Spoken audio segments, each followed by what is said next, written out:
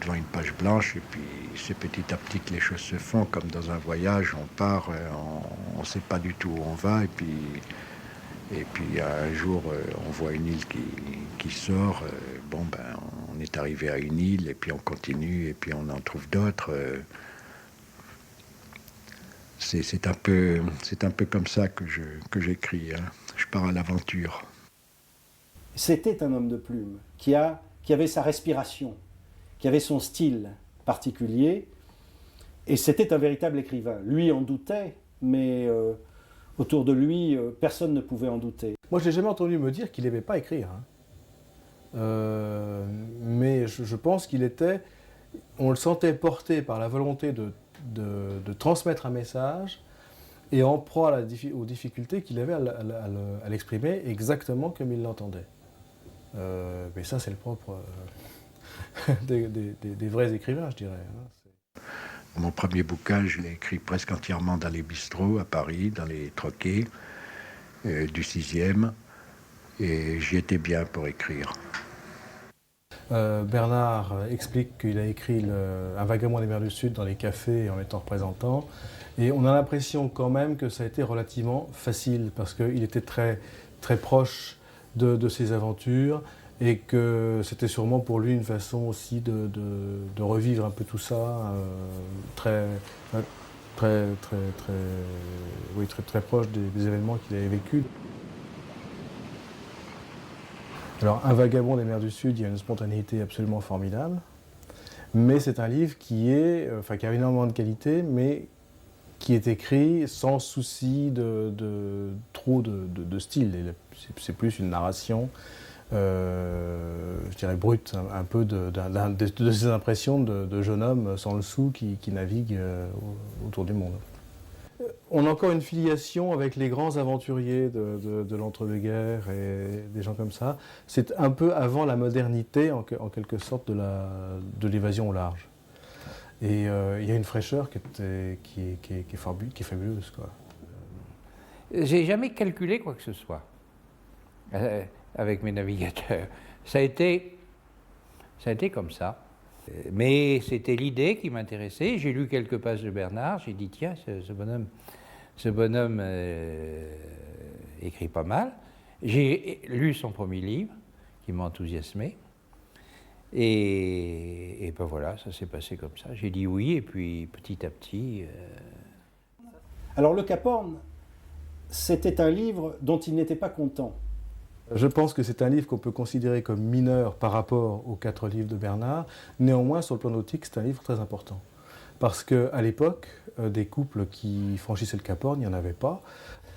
Pressé par son éditeur et surtout le système plutôt que par Jacques Arthaud, qu'il aimait infiniment évidemment, il a, ce sont ses propres termes, bâclé la fin, les 50 dernières pages du Cap Horn pour que le livre paraisse au Salon Nautique. Ça, je pense que c'est un livre qui a été fait un peu, qu'il ne voulait pas écrire tel qu'il l'a fait. Ce qui a été publié, c'était un premier jet, donc c'est un livre qui lui a échappé. C'est un peu comme si on lui avait pris le manuscrit des mains pour le publier, malgré lui. Et c'est un livre qui certainement lui a fait des reproches. Dans l'esprit du public, je pense que c'était le début, c'est pour Bernard le début de la célébrité.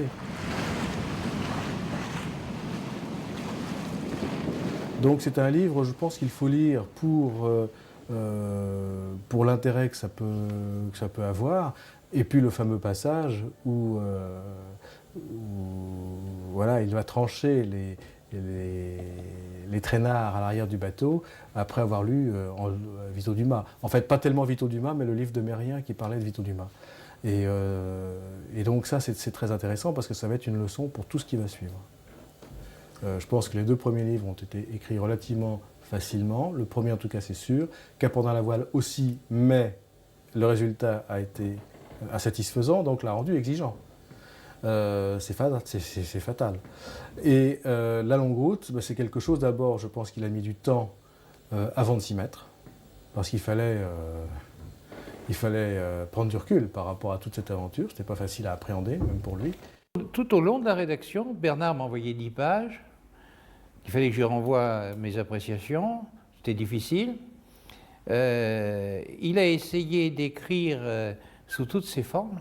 Et puis ensuite, il a travaillé de manière très lente. Et sans doute, à Tahiti, n'était-il pas dans les meilleures conditions non plus possibles pour écrire son livre. Je pense que Tahiti, c'est le dernier endroit du monde pour écrire, quoi. Parce qu'il y a quand même une ambiance qui n'est pas à la concentration et qui n'est pas... Bernard a toujours été un garçon anxieux. Il voulait savoir si c'était bon, donc il essayait de faire mieux. Et donc là, il va vraiment rationaliser sa façon d'aborder les problèmes. Et ça va être, à mon avis, le coup de génie d'un livre comme La Longue Route, et d'une grande partie du discours de Bernard, c'est qu'il va arriver à faire coïncider des choses extrêmement pragmatiques avec une philosophie de l'existence, ou disons une vision des choses, c'est-à-dire qu'on a l'impression quasiment qu'il va nous falloir un boulon de 12 pour accéder au nirvana, quoi. Donc ça c'est très fort.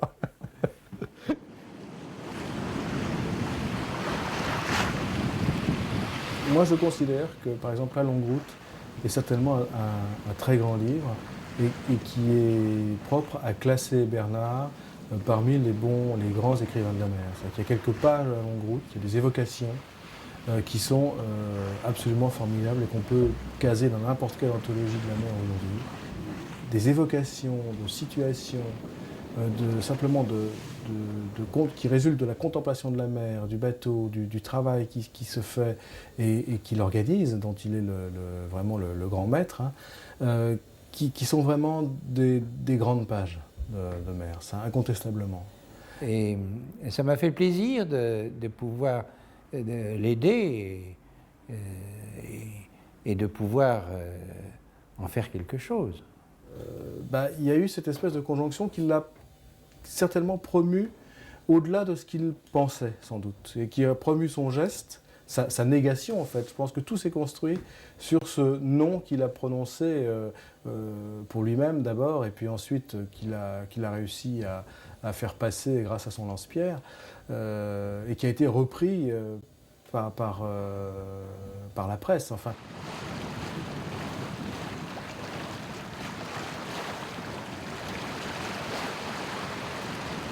Écrire Tamata, pour Bernard, ça a été, c'est le livre de sa vie, c'est une évidence.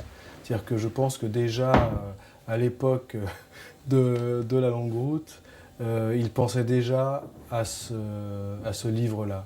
Il y a deux parties, enfin 2 tiers, 1 tiers, je dirais, très distincts dans Tamata. C'est tout ce qui concerne l'enfance de Bernard, où là, c'est quasiment un livre à part entière, avec une qualité d'évocation, avec une justesse dans les sentiments, avec une profondeur et une qualité d'écriture qui est tout à fait extraordinaire. C'est-à-dire que les gens ont découvert un personnage, ont découvert une ambiance, ont découvert une enfance, bon. Après, la suite de Tamata, c'est en fait un peu des emprunts à ce qui a été publié avant, avec la volonté de lier ça dans un axe de réflexion qui se tiennent. Il y a certains chapitres qui sont peut-être moins saisissants que d'autres parce qu'ils se veulent trop volontairement démonstratifs. Mais Bernard avait son schéma dans sa tête dès l'origine. Moi, c'est quelque chose qui m'a totalement fasciné. Il y a peu de manuscrits puisqu'il tapait sur son ordinateur, mais il prenait des notes sur des feuilles volantes et aussi parfois au restaurant, sur napperon, une idée lui venait. Et alors, quelquefois, ça donne comme une paperole de Marcel Proust. Vous savez, les manuscrits de Marcel Proust, c'est carrément des rouleaux. Il y en a un qui fait près de 30 mètres avec des collages. Et Bernard, sans le savoir, a fait à peu près la même chose en collant. Et on voit le travail, les repentirs, et ce travail d'écriture de doute qui le tenaillait en permanence. C'est une construction intellectuelle, ce livre, incroyable, qui l'a occupé pendant 7 ans, et 7 ans pendant lesquels il n'a fait vraiment que ça. Et son unité de progression, c'était le K, donc le K du kilo-octet, et c'était, quand il avait fait il écrivait au rythme d'un K par jour. Et très vite, ce carnet progression du travail est devenu un vrai journal de bord. C'est-à-dire qu'il inscrit ce sur quoi il est en train de travailler pour son livre, et en même temps, ce qui se passe dans sa vie. Là, il souligne en rouge « fatigué », parce qu'il lutte aussi contre cette fatigue qui gagne du terrain. Et donc, il a tenu ce carnet, il l'a tenu jusqu'en 93, où là, il est arrivé à la fin de Tamata et l'Alliance. Et le miracle a fait qu'il a vu le succès de son livre, alors qu'il risquait de ne pas le voir, et que le livre a eu du succès, parce que c'était pas gagné d'avance non plus.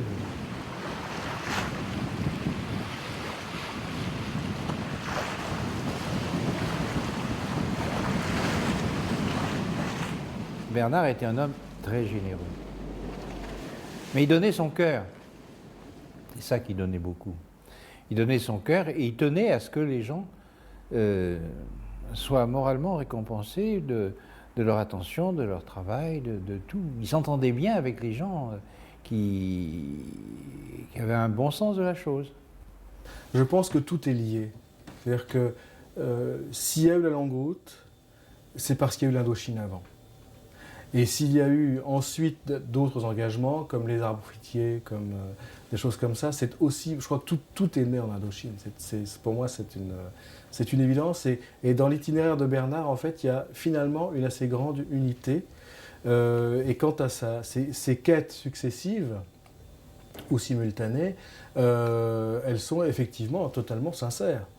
Et ça me paraît être tout à fait la leçon qu'il faut garder de Bernard, immense marin, mais en tant qu'homme, savoir être différent, savoir être libre et ne pas tomber dans les dogmes et les préjugés.